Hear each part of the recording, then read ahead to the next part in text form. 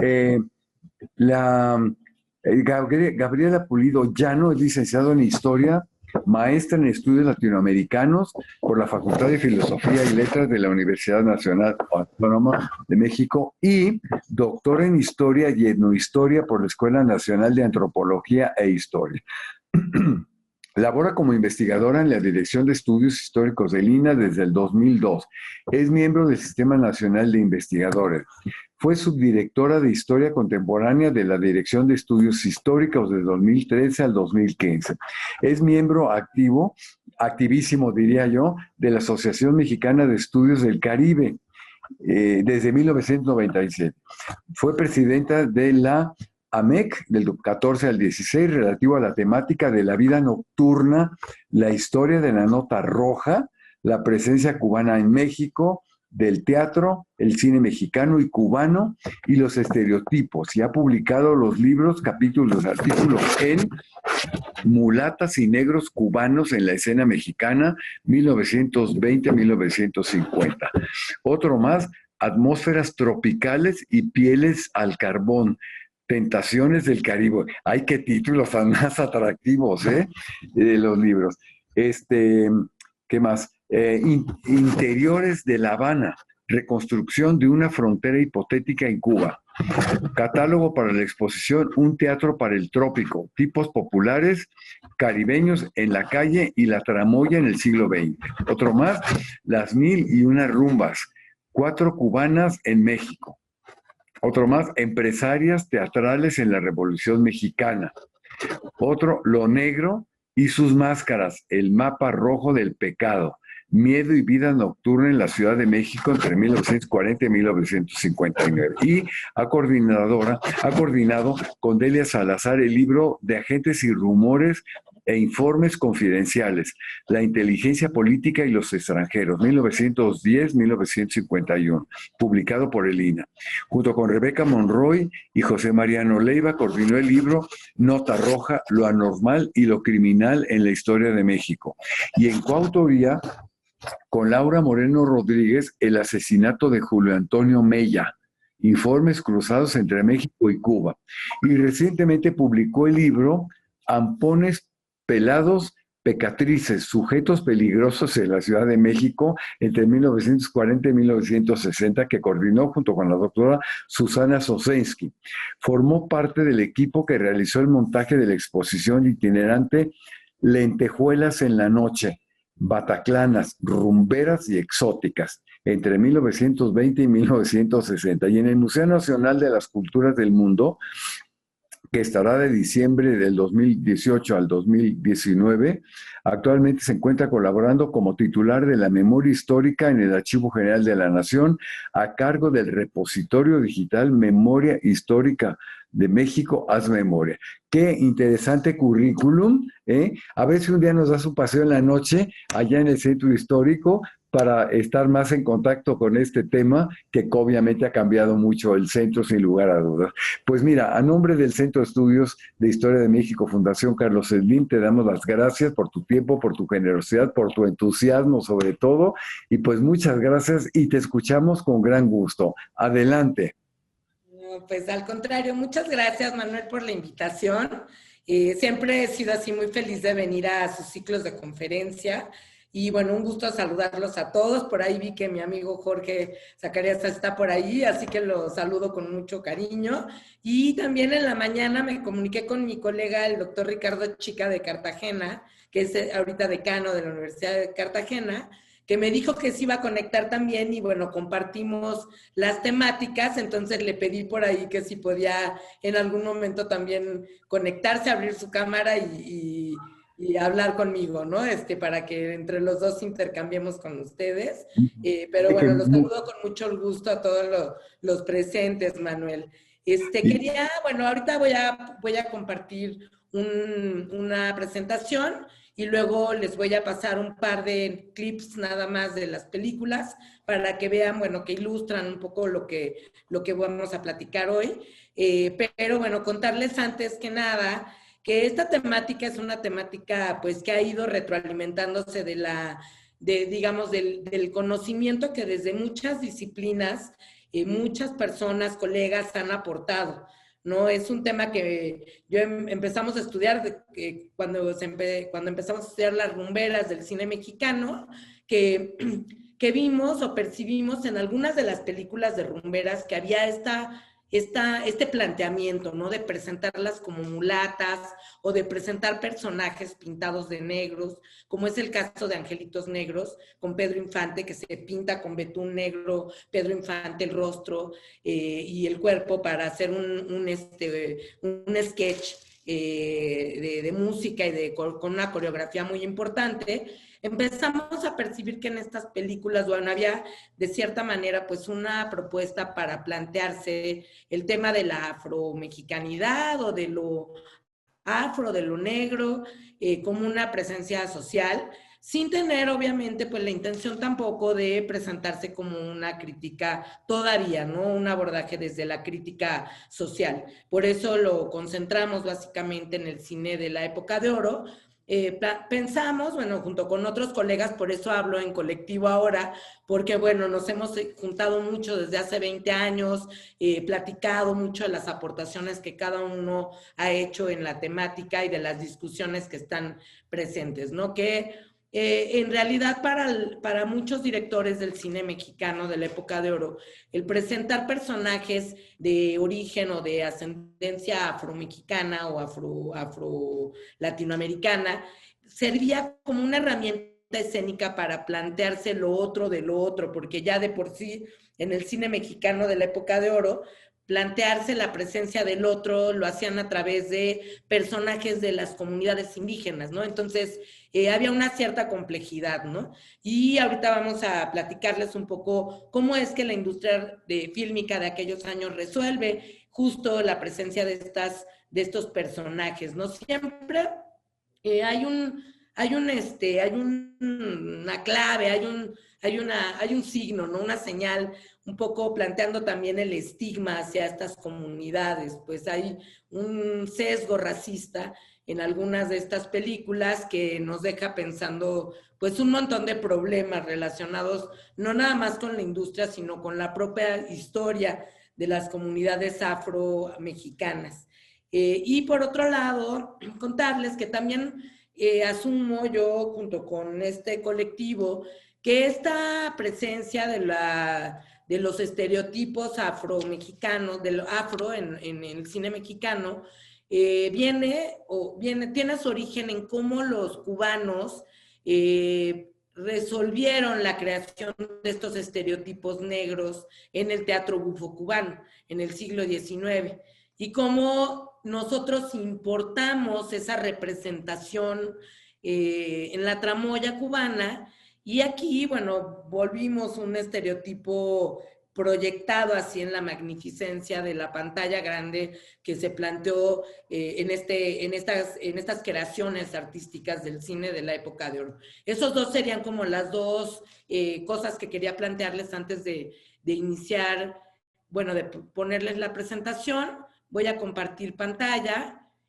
Construimos este colectivo de investigadores que nos hemos dedicado a trabajar o a estudiar, analizar la presencia de los planteamientos, ¿no? De los estereotipos negros en el cine mexicano de la época de oro, pero también en otros escenarios. Así que, hola, doctor Chica, ahorita igual te voy a pedir que des la palabra, ¿no? Bueno, para empezar esta presentación quería comentarles que una parte importante de este tema tiene que ver con cómo circularon estos estereotipos entre la sociedad mexicana durante, pues después de sus propuestas a partir de los años 40 y hasta la fecha, yo diría, ¿no?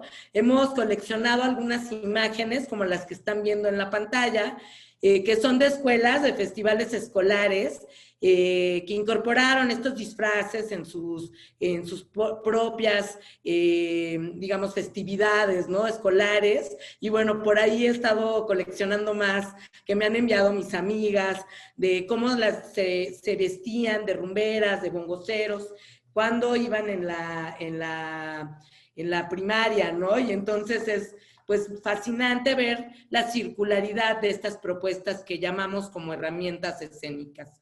En algún momento hemos denominado a estas representaciones como, como disfraces negros, ¿no? Que inician en el ciclo del cine mexicano de la época de oro, a partir de los planteamientos del cine de rumberas, y de alguna manera cierran este ciclo en el cine de la época de oro con la película Mamá Dolores. Es decir, que desde 1940 hasta 1970 tenemos este largo ciclo de películas que plantean esta presencia escénica en las propias películas, ¿no? Como un disfraz, como una representación, como un estereotipo. Entonces, por ahí lo que vemos son como las imágenes femeninas y masculinas del teatro bufo cubano se representaron o fueron recuperadas por la industria cinematográfica en México a través de representaciones que resultaron ser muy abundantes y, por supuesto, dentro del planteamiento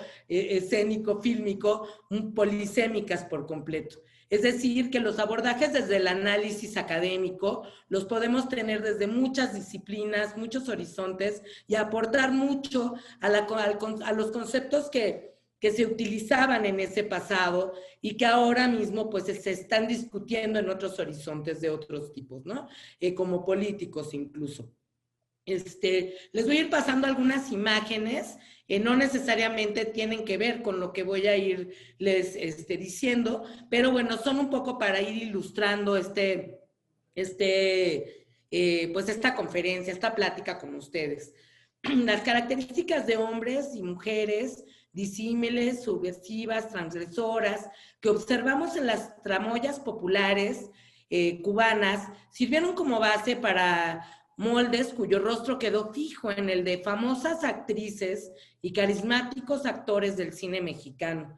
El modelo de la comedia, desparpajado y dicharachero en las representaciones montadas por los efímeros escenarios teatrales cubanos, cupo bien en el ropaje del melodrama mexicano, y este fue el vehículo a través del cual se propagaron durante casi 30 años discursos en imágenes que exploraron en los disfraces negros los laberintos identitarios de distintas épocas.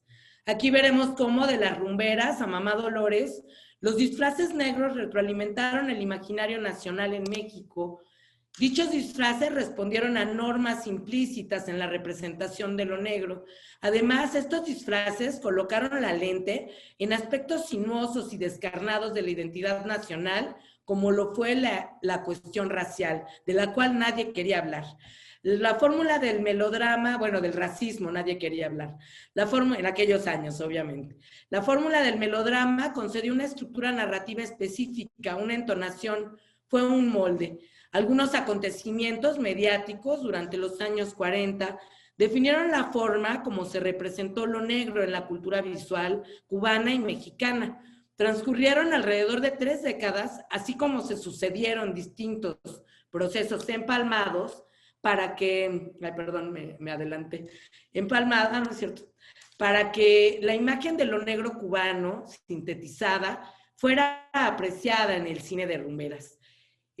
También en el fenómeno radial insular, protagonizado por El Derecho de Nacer, radionovela escrita por Félix Beca Ignet y producida por primera vez en 1948 en Cuba, así como en la proyección de estos estereotipos del derecho de nacer hacia México. Ambos productos que explotaron los recursos afrocubanos brindaron herramientas escénicas para sugerir que en México un mestizaje, el de la afrodescendencia, al que no se había hecho referencia sino de manera simulada por aquellos años. Para llegar al derecho de nacer, cientos de escritores, actores, productores y músicos cubanos desde fines del siglo XIX definieron un catálogo de estereotipos culturales con los que retroalimentaron los discursos acerca de su identidad nacional. En este catálogo hubo decenas de versiones de negros, negras, personificados que tuvieron como un primer escenario al teatro popular y la lírica, y más adelante la radio, el cine y la televisión. Negras, ancianas y sabias, negras oportunistas, negras conflictivas, negras sensuales, negros viejos y sabios, negros pícaros, negros seductores, eran este catálogo, y esta negritud volcada en lo mulato diferenciado, con una lista de personajes similar a la que ahorita les presenté. Este proceso, dicho aquí de manera rápida, por supuesto, tuvo una de sus etapas de auge y difusión masiva en los años 30, con las empresas del teatro frívolo y las agrupaciones musicales. Otros escenarios también de propagación fueron los carnavales cubanos, que son las fotografías que estamos viendo ahorita en la pantalla. Todavía entonces seguía siendo de alguna manera un producto local, aunque ya se conocieran, por ejemplo, en Veracruz, agrupaciones del tamaño del trío Matamoros, que para entonces ya grababa en la RCA con locaciones en los Estados Unidos. A pesar de que la proyección del danzón y el son en territorio mexicano se había iniciado 3 décadas atrás, la masificación del imaginario afrocubano se dio con la radio y el cine en los años 40.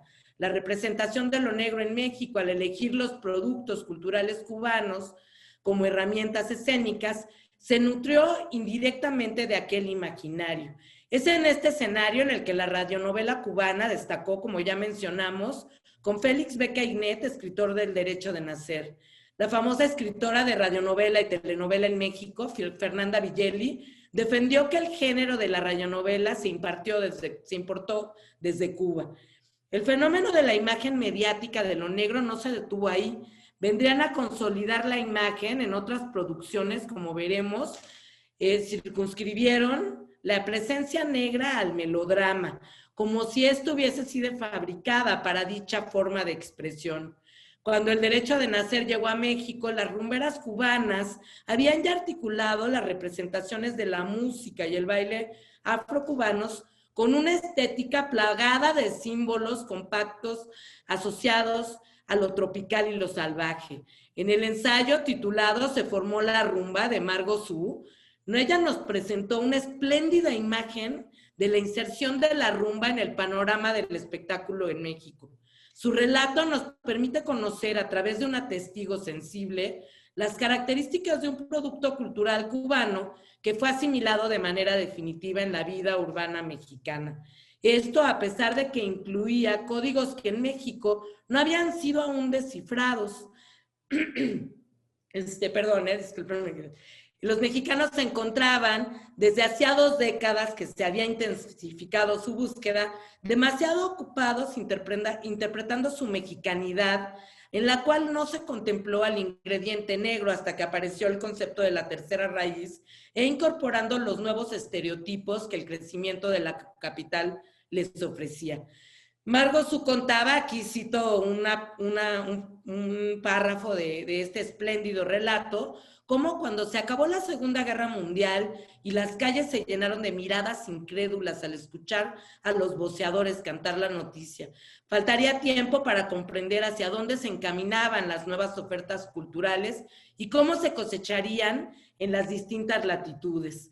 En Cuba y México se experimentaron procesos similares. Importantes fueron las pesquisas en torno a lo cubano y lo mexicano, que para aquellas fechas habrían ya rendido sus frutos en el terreno comercial de medios como la radio y el celuloide. Personajes como Juan Orol, cineasta hispano-cubano, que realizó en México la mayor parte de su obra, descubrió a fines de 1938 con su película Siboney, producida en locaciones cercanas a La Habana, las posibilidades que prometía en el mercado del espectáculo la representación de la rumbera, así también la del negrito, son comillas, bembón con sus mangas de tupidos holanes afuera de Cuba. Así lo denomina Margot Su. La autora relata cómo esta imagen toma por asalto la memoria y deja ver al negrito, vuelvo a poner comillas, como lo llama ella misma, haciendo filigranas coreográficas al ritmo de las tumbas y el bongó y gira con elegancia sobre un solo pie. La rumba es Cuba, con sus palmeras borrachas y 2 maracas en cruz flotando en el paisaje. Es el cajón humilde tocando en el solar de los pobres y la mulata de chancletas como adorno alrededor del negrito villoso color tizón. La rumbera, por otro lado, fue el sex symbol de la posguerra. Grupos de mujeres cubanas emigraron hacia el continente, en especial a Panamá y México, con las caderas preparadas para moverse cadenciosa y lujuriosamente ante el primer compás de las percusiones. Repito que estas son las impresiones de Margot Su en el momento de que está recordando, haciendo una memoria de estas representaciones en los años 40. Aunque no fueran negras y solo en algunos casos mulatas sugeridas, las alusiones en sus espectáculos incluyeron de manera vertiginosa el fenómeno rumbero, que se expandió de esa misma manera vertiginosa. Llegó María Antonieta Pons, la primera rumbera cubana en los escenarios teatrales y cabaretiles mexicanos, y el negro se colocó a su lado como el comparsa definitivo de estas propuestas escénicas.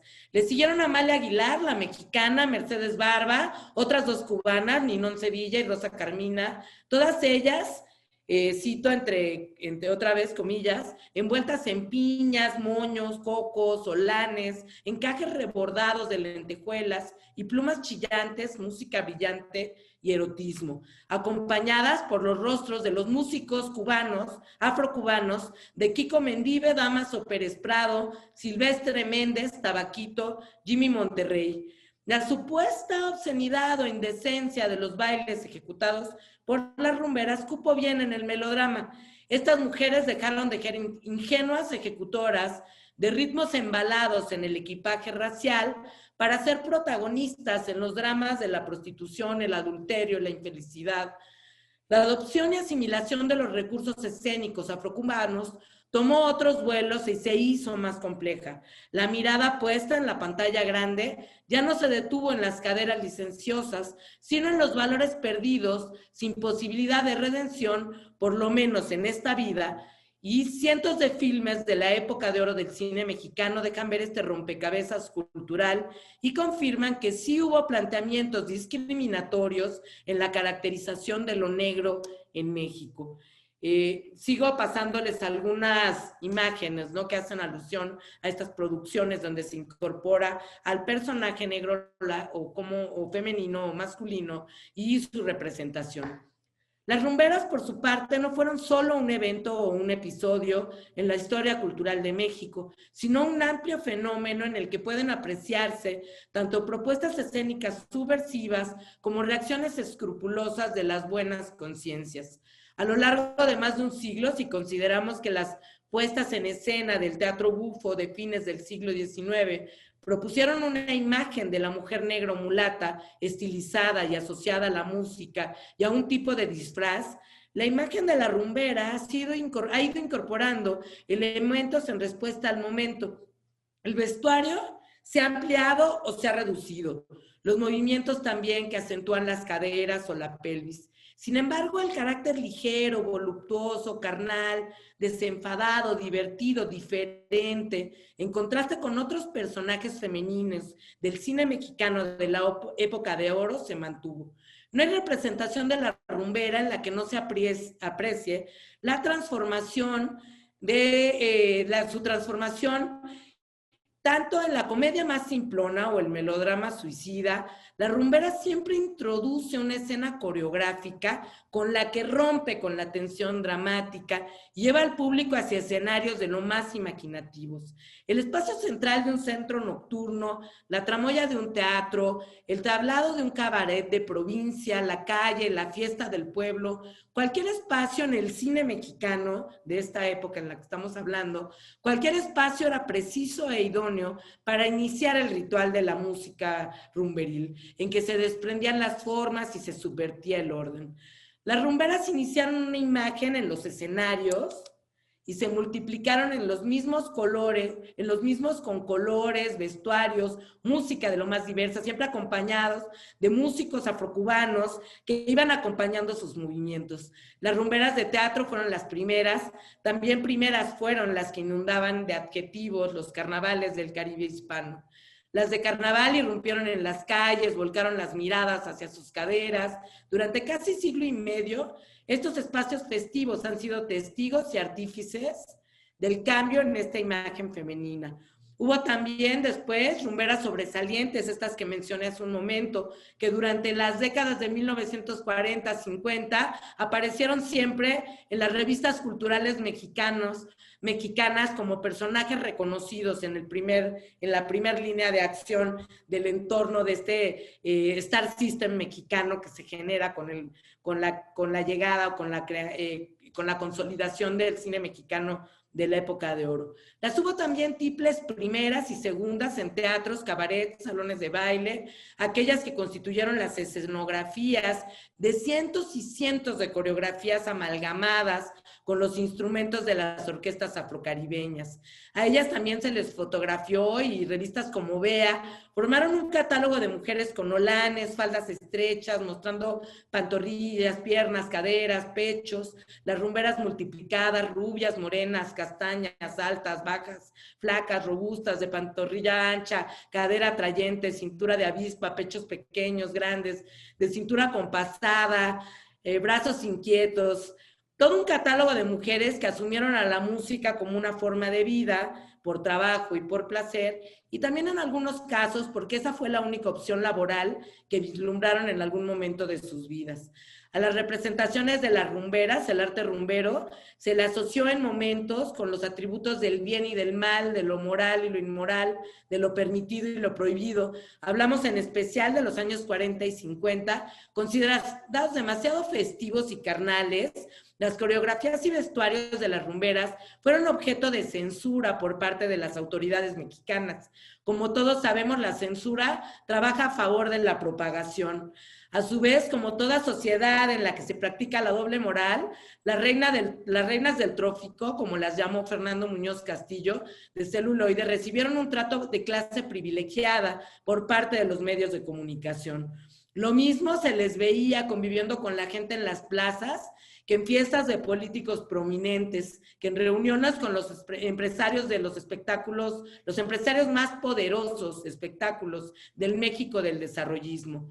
Estas últimas rumberas, 4 cubanas y una mexicana, cultivaron una expresión que se convirtió en moda, una imagen que subvertía ese ideal femenino convencional de la posguerra. La cinta de plata, los salones de baile y espacios festivos se inundaron de guarachas, sones, rumbas, congas, danzones, mambos, el cha-cha-cha, sextetos, septetos, charangas, orquestas. Interpretaron e hicieron famoso a más de un compositor de la Gran Antilla en México. El burlesque estuvo acompañado de holanes, colas y plumas y lentejuelas.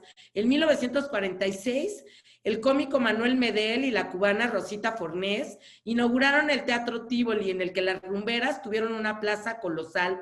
Así también sucedió con el Cabaret Waikiki, ambos ubicados en el perímetro del Paseo de la Reforma.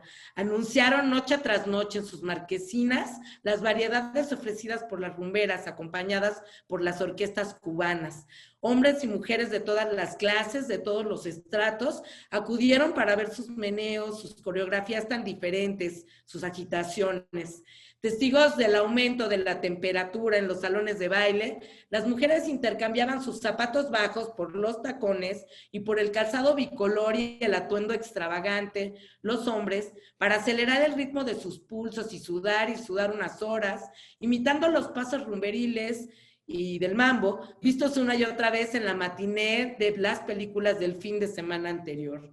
Entonces, vamos a hablar acerca de algunas películas que desde mi punto de vista son muy representativas, además de, por supuesto, el largo itinerario que nos plantean las películas de rumberas.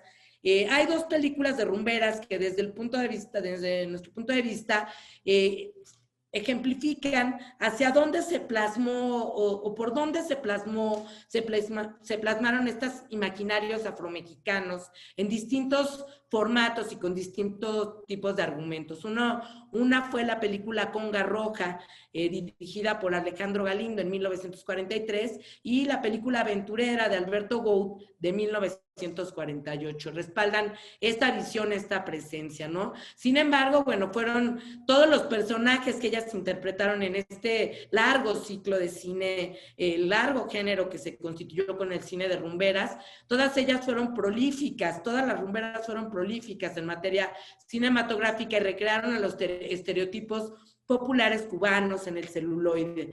A través de sus personajes reforzaron, por un lado, la asociación del imaginario entre el pecado, la vida urbana nocturna, los destinos fatídicos adscritos a la prostitución, y por el otro, la imagen de la mujer tropical, así como del trópico mexicano y su esencia. Todas bailaron y bailaron, cada una con su particular estilo, llenando la pantalla grande de coreografías hechas para ellas, en las que improvisaron. En muchas de estas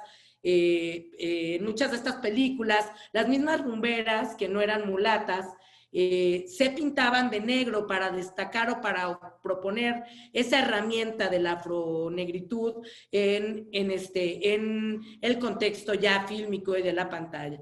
El historiador Leopoldo Gaitán, quien ha estudiado con detenimiento las aportaciones de los músicos cubanos a la cultura popular mexicana, establece que la cubana Rita Montaner y las mexicanas Margarita Mora, Lolita Tellez, Wood y Consuelo Moreno preludiaron la inserción exitosa de este planteamiento de la rumba en el cine.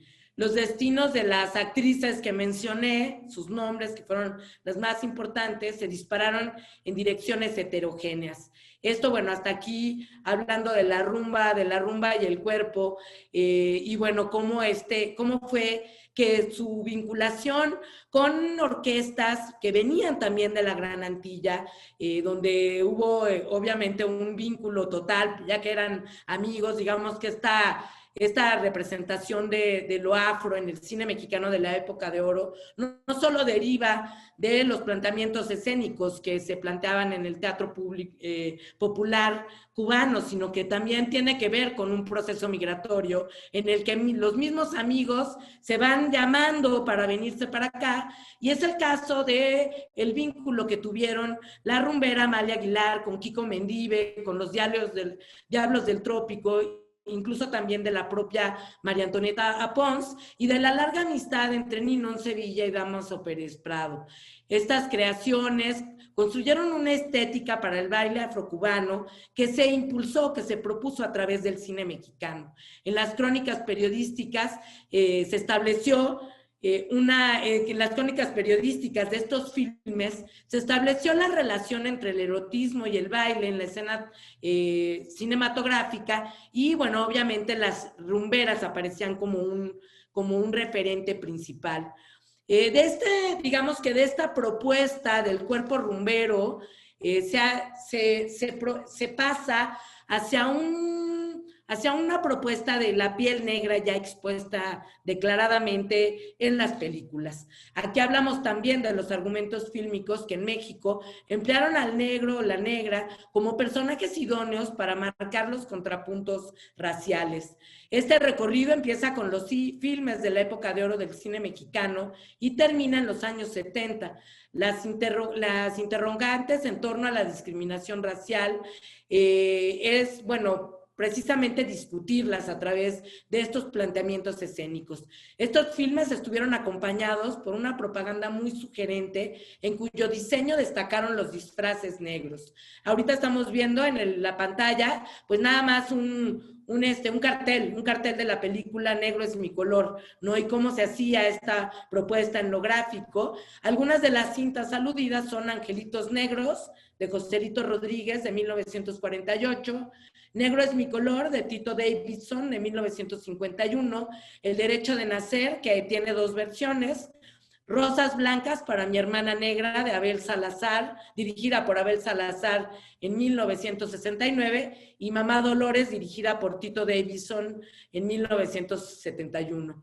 En todas las películas mexicanas donde aparecen los negros, una negra, una mulata, un mulato, estos personajes emergen, vistas estas cintas a la distancia, como centro de la atención dramática, aunque aún no representaron sino figuras de reparto o comparsas. Eran los más sufridos, acentuando el cliché de que la raza negra había nacido para sufrir. Eran también los más buenos, los más pícaros, los mejores bailarines y los mejores intérpretes musicales, porque ritmo y melodía lo llevaban en la sangre, de acuerdo a este estereotipo que se reprodujo. Formaban también parte de su esencia, también el cine mexicano reproduce estos estereotipos. El melodrama negro mexicano inició con la cinta Angelitos Negros y continuó con la llegada del melodrama cubano al cine, El Derecho de Nacer. Este fue producido en México como película en 1952 por Zacarías Gómez Urquiza y protagonizado por Jorge Mistral y Gloria Marín. En 1966, Tito Davidson llevó de nuevo este melodrama a la pantalla grande, protagonizado por Julia Alemán y Aurora Bautista. Televisa lo ha producido en 3 ocasiones en el formato de telenovela, 2 veces encabezando el proyecto de estas telenovelas Ernesto Alonso. La primera en 1966, protagonizada por María Rivas y Enrique Rambal. La segunda en 1981, protagonizada por Verónica Castro y Salvador Pineda. Y la tercera, dirigida por Carlos Sotomayor en 2001 y protagonizada por Kate del Castillo y Saúl Lizazo. En las 2 películas y las 2 primeras versiones de telenovela, la declamadora cubana Eusebia Cosme hizo el papel de mamá Dolores.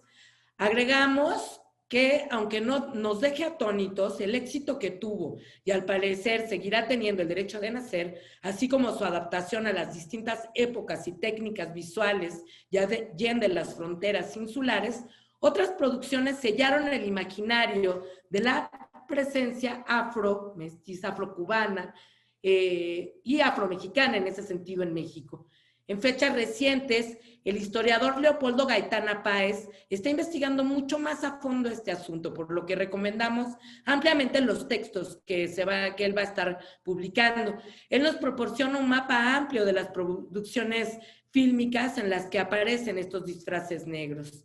Aquí discutimos en parte la premisa acerca de cómo las cintas que aluden a la temática negra no llegan ni siquiera a la cantidad de 20, lo que demuestra que para la cinematografía nacional el afrodescendiente pasa desapercibido, ignorado y en muchas ocasiones negado.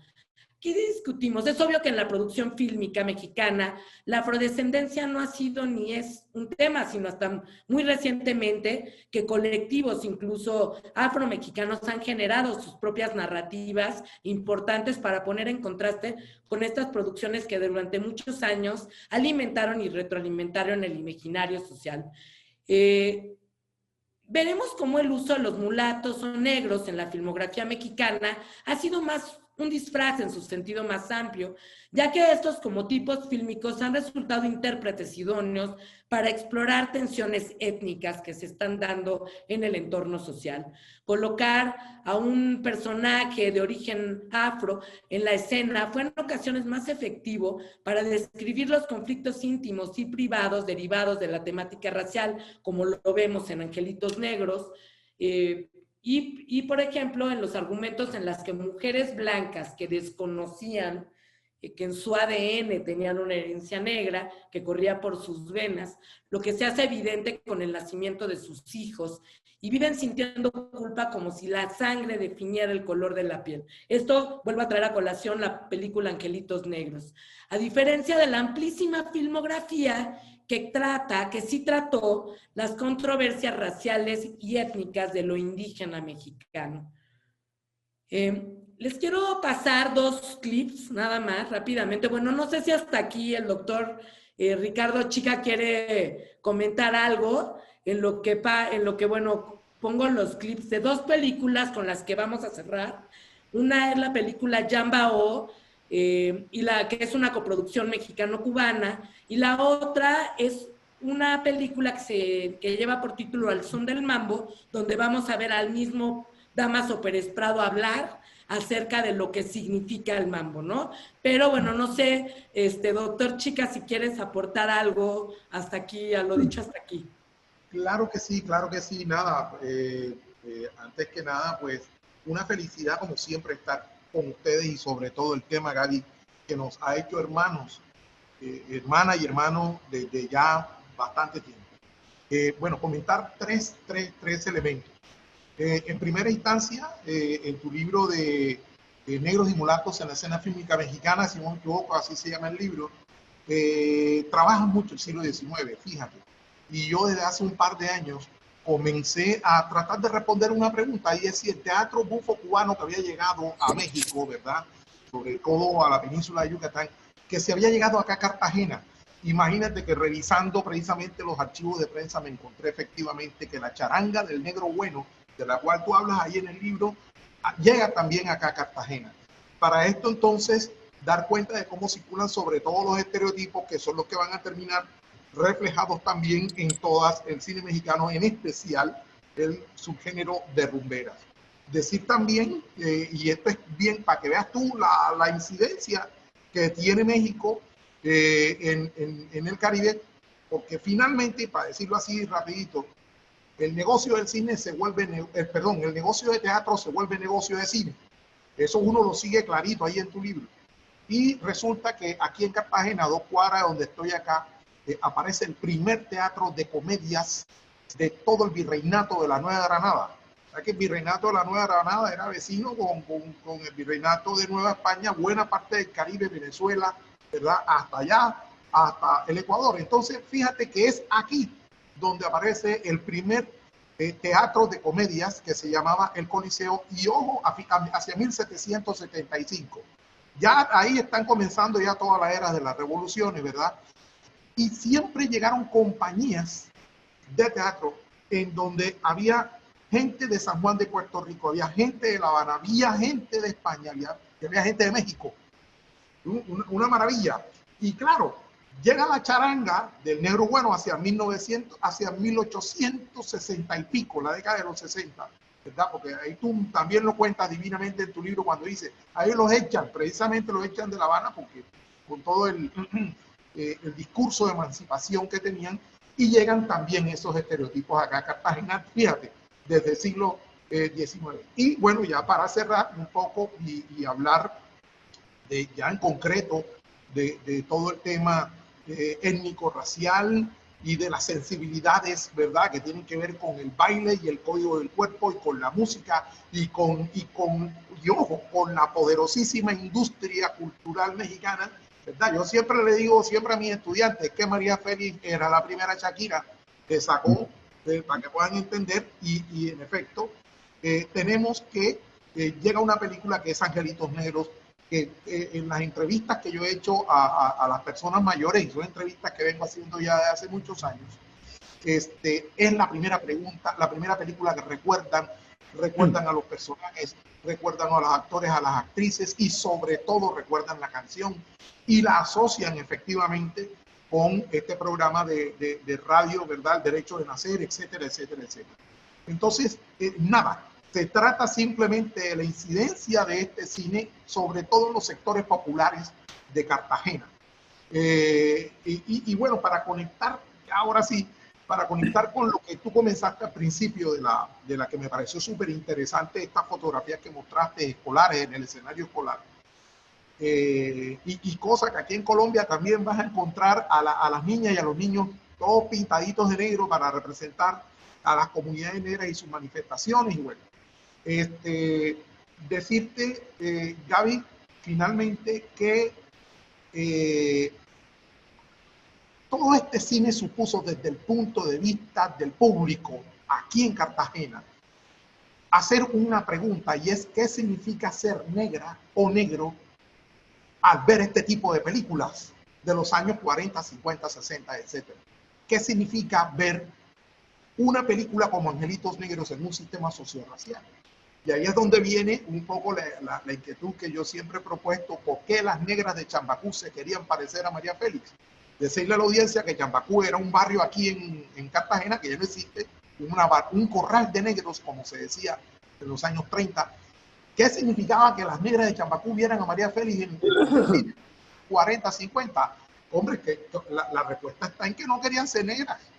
Es decir, dentro del sistema sociorracial tú tienes que negociar, ¿verdad? También hay resistencia, también hay rabia, ¿verdad? Pero en la vida cotidiana te toca negociar, y una de las maneras de negociar, ¿verdad?, tiene que ver que estas mujeres aprendieron con estos estereotipos, ¿verdad? Aprendieron cómo alisarse el cabello, cómo blanquear la piel, cómo maquillarte, cómo vestirte, cómo comportarte, cómo posar para la foto, etcétera, etcétera, etcétera, etcétera. Hasta ahí mi intervención, mis estimados amigos. Gaby. Ricardo, muchísimas gracias por estar aquí en el programa. Esas historias comparativas son muy, muy importantes, pero particularmente entre Colombia y México, ¿sí? Amo Cartagena de Indias, ¿eh? Espero irte a conocer pronto porque de verdad es un paraíso estar en ese lugar. Muchas gracias, ¿eh? Adelante. Creo que apagaste tu micrófono, Gabriela. No se te escucha. No, no se te escucha porque, bueno, quizá porque te quiere dejar hablar un poquito, un poquito más. Alguien le tiene apagado el micrófono a Gaby. Yo creo que sí. Alguien por ahí, el derecho de nacer, seguramente. Ay, cómo nos han hecho recordar precisamente esa época del cine, del teatro. Ya, Sí. ahora sí, Gabriela, Ya, adelante. disculpen, es que decía que el anfitrión no podía yo prenderlo, pero Ya. gracias, doctor Chica, gracias, Manuel, gracias, quería que hablara mi queridísimo colega y sobre todo mi amiguísimo, el doctor Chica, porque justo con él hemos aprendido cómo estos estereotipos afromexicanos o desde el cine mexicano se han proyectado hacia lugares como Cartagena y cómo impactaron en concreto, ¿no? Sus estudios muestran mucha evidencia de esto y es muy interesante porque nos permite reforzar la gran herramienta de comunicación que fue ese cine mexicano de la época de oro, ¿no? Les voy a compartir, Manuel, si me permites, un par de, y ya les doy la palabra porque veo que pusieron muchísimos comentarios y me interesa muchísimo escucharlos a ustedes. Voy a poner nada más dos clips de dos películas. Una es la película Yambao. Esta película fue producida, es una producción afrocubana, fue dirigida por Alfredo Becrevena en 1957 y protagonizada por Ninón Sevilla, rumbera a la que hicimos referencia, donde ustedes van a observar cómo utiliza ella esta técnica de pintarse, ¿no? El rostro. Es una película que se desarrolla en Cuba en 1850 y tiene muchas referencias hacia ese contexto afrocubano, pero traído a México, incluyendo muchas referencias de la santería que la propia Ninón Sevilla practicaba y trajo a colación en muchas de las escenas donde ella se presentó, en las escenas fílmicas, ¿no? Les voy a poner nada más este clip, es pequeño. No sé si se escucha bien.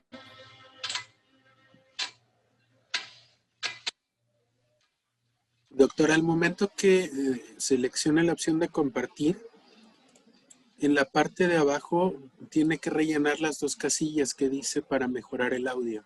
Si no selecciona esas casillas, no se va a escuchar. Perdón, ¿dónde tengo qué tengo que llenar?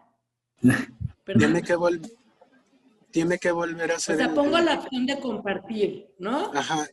Ahí está. ¿Y? No le aparecen las dos opciones de rellenar casillas. Es que si no rellena esas casillas no se va a escuchar. No me aparece ninguna opción. Pero ¿por qué no se escucha? ¿No sabes? Porque Se no está escucha pero compartiendo. poquito. Se escucha pero muy bajito.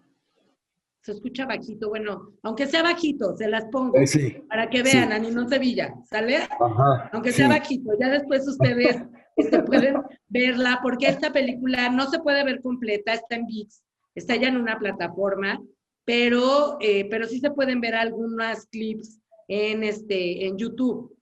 Entonces, bueno, perdón, ahorita les pongo rápido, que me interesa mucho que vean a Ninón Sevilla en la representación y una disculpa, porque bueno, pues ahorita les cuento la del son del mambo.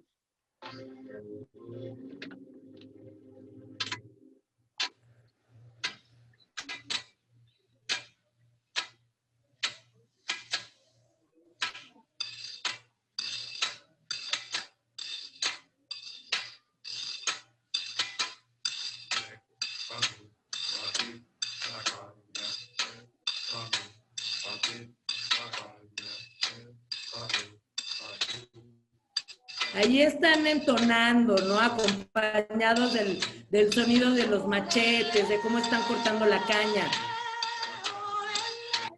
Inician un canto ritual. Ahí está Ninón Sevilla, ya representada como mulata, ¿no? Qué rico se ve. Ay, pruébelo usted.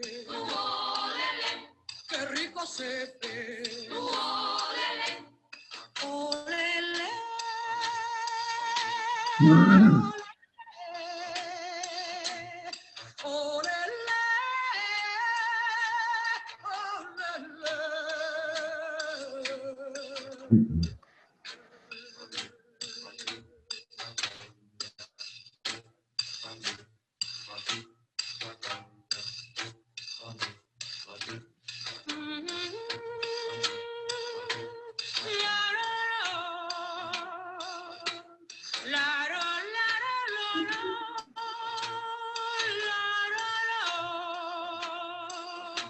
Qué rico se ve. Que pruebe el usted. Qué rico se ve. Que pruebe el usted.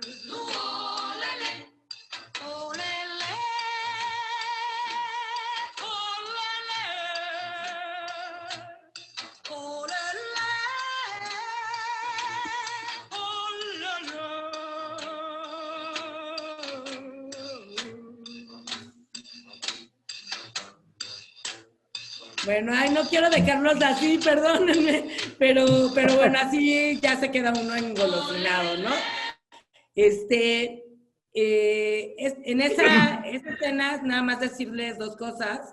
Es muy raro ver a Ninón Sevilla cantando, o sea, realmente es una... Sí, veanla completa, exacto, como tarea. Está en la plataforma VIX.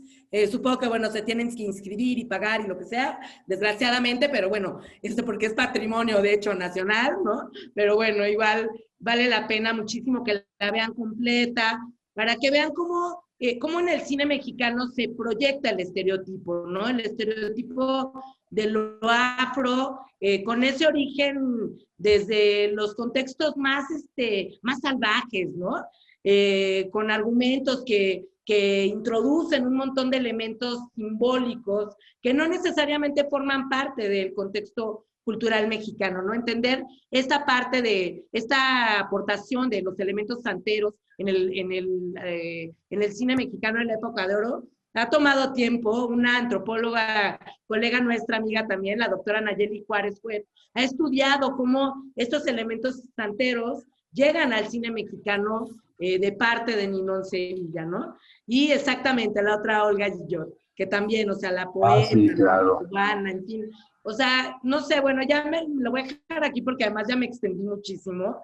Les debo el Son del Mambo, también de tarea, más bien, Manuel, que la vean todos, porque es una gran película donde se plantea, aparece Dámaso Pérez Prado actuándose a él mismo, como un coleccionista de sonidos. Y también plantean cómo el origen del mambo tiene que ver con estos aspectos también de la música afrocubana, desde el origen más salvaje, menos civilizado, ¿no? De cómo él va atrapando sonidos del agua que corre por las piedras, de las nubes, del viento, de los pájaros, cómo va coleccionando sonidos. Y es aquí en México, cuando él llega a México, que es descubierto como coleccionista de sonidos. Eso es lo que plantea el Son del Mambo. Pero es una película muy profunda, incluso los clips. Hay un clip que se llama, que se titula Ontología del Mambo, ¿no? O sea, lo están llevando hacia ese horizonte donde el mambo incluso representa pues un montón de cosas que no necesariamente son, nada más tienen que ver con lo humano, ¿no? Les recomiendo muchísimo que vean la película El Son del Mambo, que escuchen a Dámaso Pérez Prado, su producción en ese sentido, y cómo al traer a México el mambo y volverse tan famoso, el mambo también como un género de música popular, trajo también a estos horizontes esa presencia afro que aquí no era reconocida, ¿no? Como ya me dio tos, pues aquí lo dejo, les agradezco, pero quiero escucharlos, leer todos sus, arriba el mambo. Claro que sí, Elena. Y bueno, quiero escucharlos a ustedes más bien. Gracias, Manuel. Muchísimas gracias a ti. Tienes cantidad de felicitaciones y tantas preguntas o comentarios que se nos iría una hora completa. Quizá lo que más me llama la atención, ¿qué recomendarías tú como bibliografía? Así algo que nos recomiendes para profundizar. Claro, bueno, hay un libro que sacamos en conjunto con el doctor Ricardo Chica y nuestro colectivo que se llama Sensibilidades Negras y Mulatas. Se los recomiendo mucho. Es una colección de artículos que plantean como en distintos escenarios y distintos horizontes y latitudes esta problemática. Ese es un libro que les recomiendo muchísimo. También los artículos, todos los artículos que ustedes encuentren escritos por nuestro querido amigo y colega también, Leopoldo Gaitán, que desde hace muchos más años que nosotros empezó a hablar de ello en algunas revistas culturales. Aquí Ricardo Chica les va a compartir el documental y les recomiendo sin un afán obviamente de presunción, sino como una referencia, el libro que escribí, que publicó el INA, que lleva por título Mulatas y Negros Cubanos en la Escena Mexicana, de 1920 a 1950, ¿no? No tiene nombre nuestro colectivo, Jaco, deberíamos de ponerle nombre, doctor Claro. Chica, ¿no? Aquí le vamos a poner nombre ahora que vayamos a Cartagena y ya se Sí. los estaremos comunicando, pero lo más rico de todo este trabajo es no solamente que amamos esas producciones afromestizas de todos los contextos de nuestra querida América Latina, sino también pues habernos encontrado en el camino tantos estudiosos del mismo fenómeno que nos hemos ido encontrando y retroalimentando nuestros trabajos con muchas miradas. Pues te vamos a volver a invitar porque tu audiencia fue de más de 230, lo cual me da muchísimo gusto, porque es un tema de verdad muy, muy interesante. Y bueno, la presencia de Ricardo desde Cartagena de Indias me gustó muchísimo que haya intervenido. Cuando vengas a México, Ricardo, te vamos a invitar también para que nos hables acerca de la gran historia de Cartagena de Indias. Pues bueno, a todos los que... Y el título de su libro, que es Cuando las negras de Chambacú se querían parecer a María Félix. Sí se llama el libro. Qué interesante. No sé si estos libros puedan conseguirse en internet, que estén en PDF o algo, para que los busquemos, ¿verdad? Y pues obviamente aprendamos más sobre este tema tan particular, tan especial, de lo que es el cine, la difusión en radio. Pues yo creo que todos escuchamos El Derecho de Nacer, pero vaya, bueno, tantos recuerdos que se nos vienen y que son referentes históricos, ¿verdad? Porque yo sí lo considero, sobre todo por la cantidad de comentarios que hay respecto del tema. Pues muchas gracias nuevamente a nombre del Centro de Estudios de Historia de México, Fundación Carlos Slim, obligada a presentarnos próximamente otras conferencias, sobre todo, como te lo dicen, por ser tan amena en tu presentación y tus imágenes también, que aunque no se veían muy bien, pero sí las alcanzamos a escuchar. Muchas gracias a todos los que nos siguieron y nos vemos la próxima semana. Felicidades, Gaby. Gracias a todos, un gusto, de verdad. Gracias, Manuel. Igualmente. Gracias, Rubén. También, perdón. Sí, también, que es el que nos saca del atolladero. Y nos vemos pronto, ¿eh? Sí, nos vemos prontito. Gracias. Hasta luego. Muchas gracias. Hasta luego. Hasta luego.